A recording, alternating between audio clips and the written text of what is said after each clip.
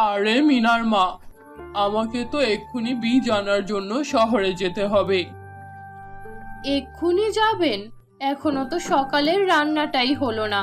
আপনি একটু অপেক্ষা করুন, আমি রান্না করি, তারপরে খেয়ে যাবেন।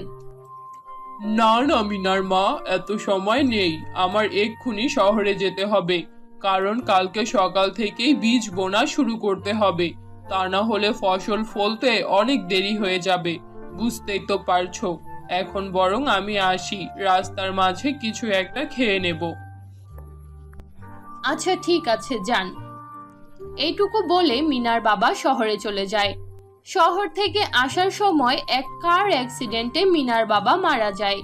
এই খবরটা যখন মিনার মা শুনতে পায় তখন সে কান্নায় ভেঙে পড়ে আর মিনাকে ডেকে বলে, মিনা, মিনা, মা রে, এখানে আয়।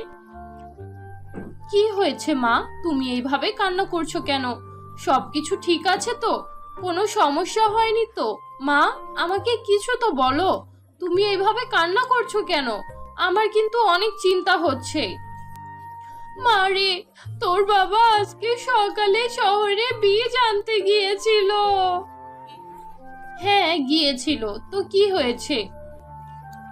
সে বাড়ি ফেরার সময় তার গাড়িতে অ্যাক্সিডেন্ট করেছে আর ওই গাড়ির নিচে চাপা পড়ে মারা গিয়েছে। এখন আমাদের কি হবে রে মা? তোর বাবা তোকে আর আমাকে একা ফেলে রেখে এই দুনিয়ার মায়া ত্যাগ করেছে। এখন আমরা কোথায় যাব, কি করব, কি খাবো, কোথায় থাকবো? হ্যাঁ মা, তুমি এইসব কি বলছো? সকালে যখন বাবা শহরে যাচ্ছিল তখন আমি ঠিকভাবে তার সাথে কথাও বলতে পারিনি। আমি স্কুলে যাচ্ছিলাম।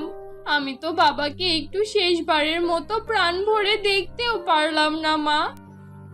তারা দুই মা মেয়ে এইভাবে কান্না করতে থাকে। তখন গ্রামের সবাই তাদের ঘরে আসে আর তাদেরকে সান্ত্বনা দেয়। এইভাবেই বেশ কিছুদিন কেটে যায়। কিছুদিন পর জমিদারের বউ মিনাদের বাড়িতে আসে আর সে মিনার মাকে বলে, বন্ধুরা, তোমরা তোমাদের নাম কমেন্ট বক্সে কমেন্ট করে জানাও, কারণ তোমাদের নাম দিয়েই তৈরি হবে আমাদের পরবর্তী কার্টুন ভিডিও। ইতিমধ্যে আমরা অনেকের নামে কার্টুন ভিডিও তৈরি করেছি, তোমাদের নামেও করতে চাই। তাই তোমরা তোমাদের নামটি কমেন্ট বক্সে কমেন্ট করে জানাও। আর তোমরা যদি আমাদের চ্যানেলে নতুন হয়ে থাকো তাহলে আমাদের চ্যানেলটি সাবস্ক্রাইব করে পাশে থাকা বেল নোটিফিকেশন অন করে দাও। কি গো মিনার মা, তুমি তো অনেকদিন ধরেই কাজে আসছো না, কাজ টাজ কি আর করবে না নাকি? কি করব ম্যাডাম, ঘর থেকে বাইরে বের হতে মনই চায় না। সারাক্ষণ শুধু মিনার বাবার কথা মনে পড়ে।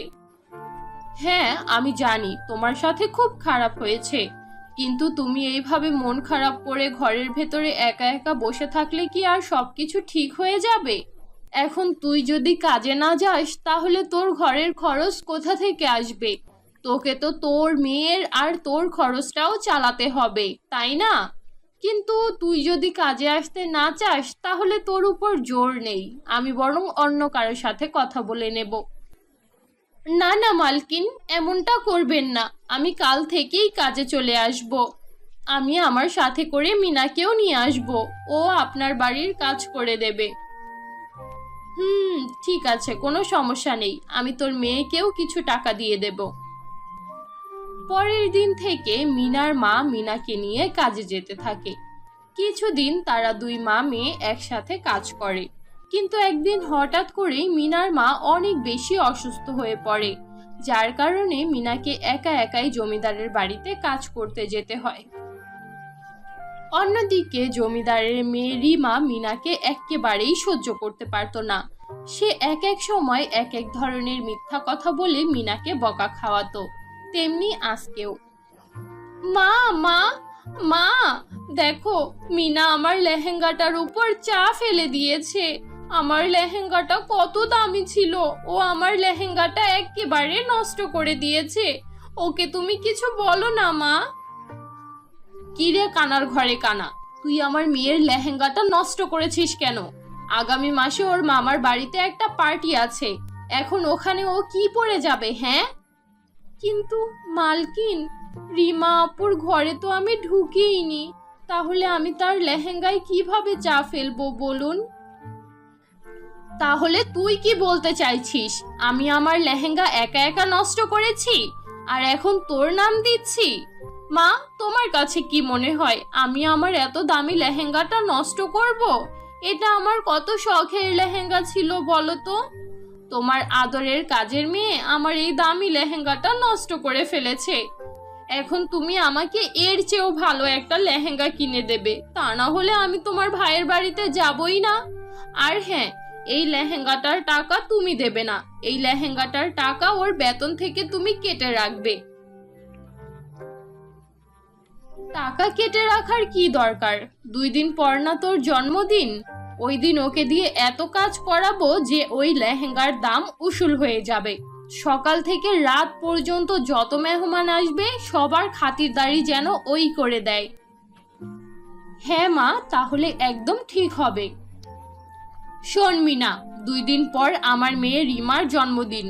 তুই সকাল সকাল চলে আসবি আর অনেক রাত পর্যন্ত কাজ করবি, বুঝতে পেরেছিস? এইভাবেই 2 দিন পার হয়ে যায়। মা রে, এত সকালে কোথায় যাচ্ছিস?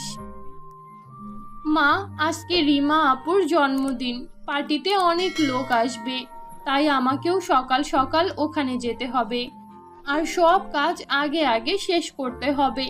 তারপর ওই পার্টিতে যত মেহমান আসবে তাদের সবার খাতিরদারি করতে হবে। ও আচ্ছা, পার্টিতে তো অনেক লোক আসবে, তাহলে তুই ভালো কোনো ড্রেস পরে যা। এই ছেঁড়া ফাটা ড্রেস পরে কেন যাচ্ছিস? কিন্তু মা, আমার কাছে তো ভালো কোনো ড্রেসই নেই। ছাড়ো এই সব, আমি বরং এইভাবেই চলে যাই। এইটুকু বলে মিনা কাজের উদ্দেশ্যে বেরিয়ে পড়ে। রাস্তার মাঝে সে একটা নদী দেখতে পায় আর ওই নদীর মধ্যে অদ্ভুত রকমের একটা পদ্ম ফুল ফুটেছিল। এই ফুলটা দেখতে তো খুবই সুন্দর, এটা বরং আমি উঠিয়ে নেই।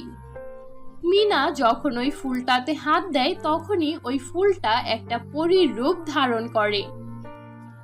তোমাকে অনেক অনেক ধন্যবাদ, তোমার কারণে আজকে আমি আবার পরী রূপে ফিরে আসতে পেরেছি। হ্যাঁ, আপনি কি বলছেন? আপনি তো একটা পরী, আপনি ফুল হয়ে গিয়েছিলেন কিভাবে? হ্যাঁ, আমি একটা পরী ছিলাম, তবে অনেক অহংকারী পরী ছিলাম, যার কারণে আমি পরী লোকের কালো আর গরিব পরীদের সব সময় অপমান করতাম, সব সময় তাদের জ্বালাতন করতাম। তাই রানীমা আমাকে এই শাস্তি দিয়েছিল। সে আমাকে পদ্মফুল বানিয়ে এই নদীতে ফেলে রেখে গিয়েছিল। যাওয়ার সময় সে বলেছিল যদি কোনো গরিব আর পবিত্র হৃদয়ের মেয়ে আমাকে ছয় তাহলেই আমি আবার আগের রূপে ফিরে আসতে পারবো।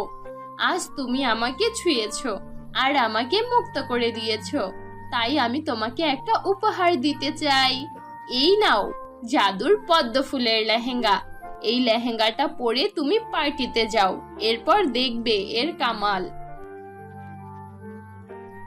মিনা ওই পদ্ম ফুলের লেহেঙ্গা পরে রিমার জন্মদিনে যায়। সেখানে যাওয়ার পর সবাই তাকে দেখে হতবাক হয়ে যায়, কারণ তাকে দেখতে অনেক বেশি সুন্দর লাগছিল। সেখানে থাকা কার্তিক নামের একটা ছেলে মিনাকে পছন্দ করে ফেলে। অনুষ্ঠান থেকে ফেরার সময় কার্তিক মিনার পিছু নেয় আর মিনার বাড়ির খোঁজ পেয়ে যায়। কিছুদিন পর কার্তিক তার মা বাবাকে নিয়ে মিনার বাড়িতে যায়। আমার ছেলে আপনার মেয়েকে খুব পছন্দ করেছে, তাই আমি আপনার মেয়ে মিনাকে আমাদের বাড়িতে নিয়ে যেতে চাই। আমি ওর জন্য বিয়ের প্রস্তাব নিয়ে এসেছি। কিন্তু বোন, আপনারা তো অনেক ধনী আর আমরা অনেক গরিব। তাতে আমাদের কোনো সমস্যা নেই। আমাদের ছেলে আপনার মেয়েকে পছন্দ করেছে, এটাই আমাদের জন্য যথেষ্ট। আমরা কেবল আপনার মেয়েকেই নিতে চাই। এই কথা শুনে মিনার মা অনেক খুশি হয়ে যায়। অতঃপর কার্তিক আর মিনার বিয়ে হয়ে যায় আর তারা দুইজন সুখে শান্তিতে জীবন কাটাতে থাকে। তো বন্ধুরা, এই ছিল আমাদের আজকের গল্প। আশা করি গল্পটি তোমাদের কাছে খুব ভালো লেগেছে। ভালো লাগলে আমাদের আজকের গল্পটিতে একটি লাইক দাও, কমেন্ট করো আর তোমার বন্ধুদের সাথে শেয়ার করো। আর যদি আমাদের চ্যানেলে নতুন হয়ে থাকো তাহলে আমাদের চ্যানেলটি সাবস্ক্রাইব করে পাশে থাকা বেল নোটিফিকেশন অন করে দাও। তো দেখা হচ্ছে পরবর্তী ভিডিওতে। ততক্ষণ পর্যন্ত ভালো থাকো, সুস্থ থাকো। আল্লাহ হাফেজ।